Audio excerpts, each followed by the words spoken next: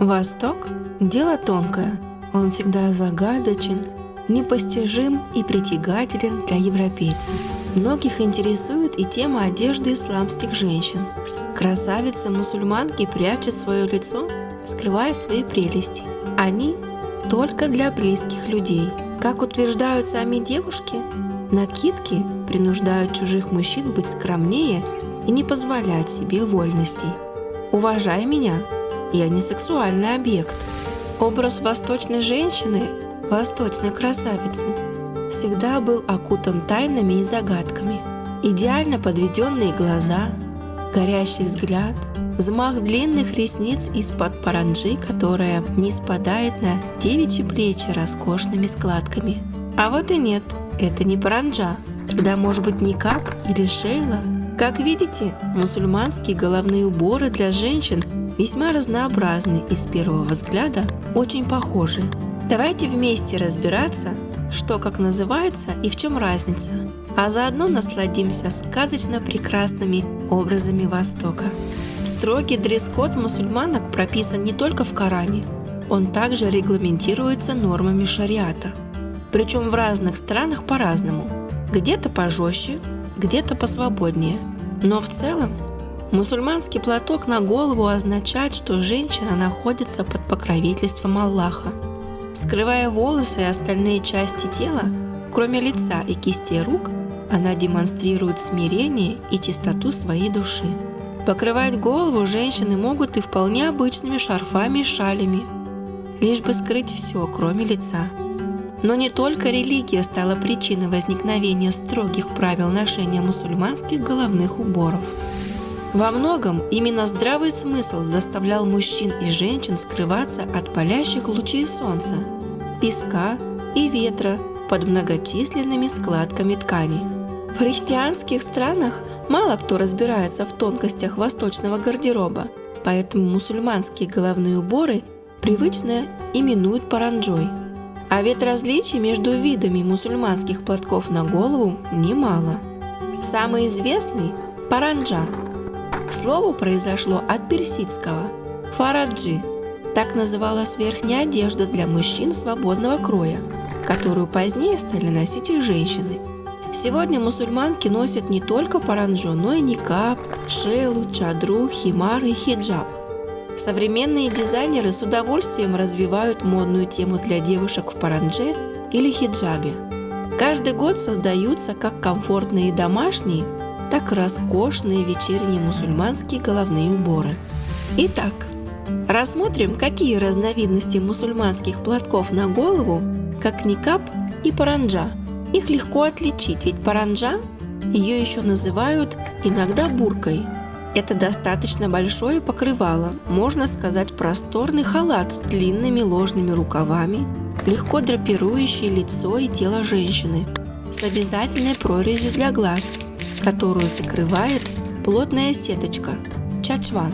Чаще всего девушек в парандже можно встретить на Ближнем Востоке и Центральной Азии. Паранджа – это вид верхней одежды. Никаб – это головной убор преимущественно черного цвета, который скрывает лицо, но открывает глаза его хозяйки сквозь узкую прорезь. Обычно никаб небольшого размера. Чаще всего встречается в Пакистане, Йемене и других странах Персидского залива. Чаще всего его носят в сочетании с абайей, длинным платьем без рукавов и пояса. Смотрится такой наряд завораживающе. В Турции и на Ближнем Востоке часто можно встретить не только девушек в парандже, но и в химаре. Это неспадающая накидка с прорезью для лица, под которой мусульманки скрывают волосы, уши и плечи. По длине она доходит до талии. Иногда под химарой виднеется сальмар-камис. И, конечно, у многих из вас на слуху чадра. Она относится к верхней одежде, так как представляет собой длинное, примитивное покрывало без украшений. Мусульманки укутываются в чадру с головы до пят. Даже застежек у нее нет, поэтому женщины придерживают ее руками. Лицо при этом оставляют открытым. Впрочем, если возникает необходимость, всегда можно прикрыть его свободным краем. Иранские женщины чаще всего носят чадру, а на голове никаб. Шейла – это стандартный шарф прямоугольной формы. Его оборачивают вокруг головы, укладывая складками по плечам. Цвет шейлы может быть каким угодно. А вот на хиджабе остановимся поподробнее. Важно развеять одно заблуждение. Мусульманский хиджаб – это не просто мусульманский платок на голову. На Востоке хиджабом называют любое одеяние, которое соответствует требованиям шариата. А в наших странах это почему-то считают исключительно головным убором, который оставляет открытым лицо, но традиционно скрывает волосы, уши, шею и слегка плечи. Разновидность хиджаба с шапочкой и шарфом называется амира, обычно в форме рукава и надевается на голову сверху, прикрывая плечи.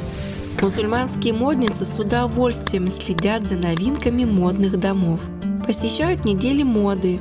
В Nike выпустили серию фирменных буркини, закрытых купальников для мусульманок. Невероятно популярна американская супермодель Халима Аден, которая всегда появляется на подиуме в хиджабе. С целью просвещения в мире уже который год, 1 февраля, проводится Всемирный день хиджаба, и каждая желающая может примерить на себя этот необычный мусульманский платок на голову. Паранджа представляет собой одеяние в виде халата с длинными рукавами. Лицо в этом случае может быть закрыто чачваном, специальной волосяной сеткой. Абая – это очень мягкая накидка, имеет сходство с просторным, но не облегающим фигуру платья. Важно обратить внимание, очень многих интересует, почему обычно абаю шьют черного цвета. А оказывается, в древности на Востоке между племенами случались войны.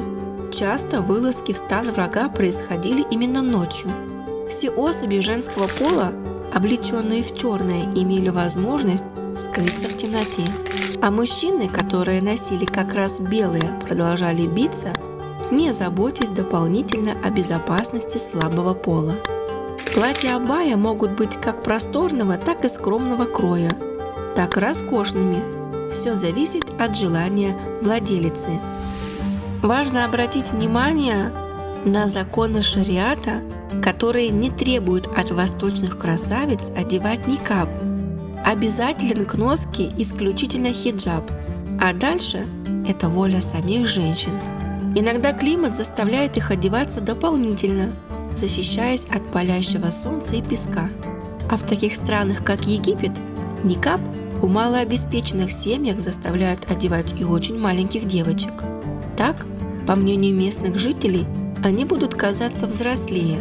Это делают с целью побыстрее выдать их замуж и избавиться от лишнего рта.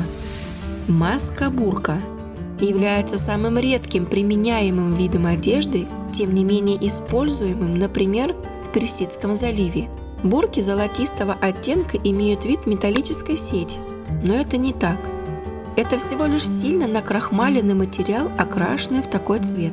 Золотые маски считаются наиболее торжественными и красивыми и одеваются лишь потенциальными невестами, а черные – это уже выбор взрослых замужних женщин.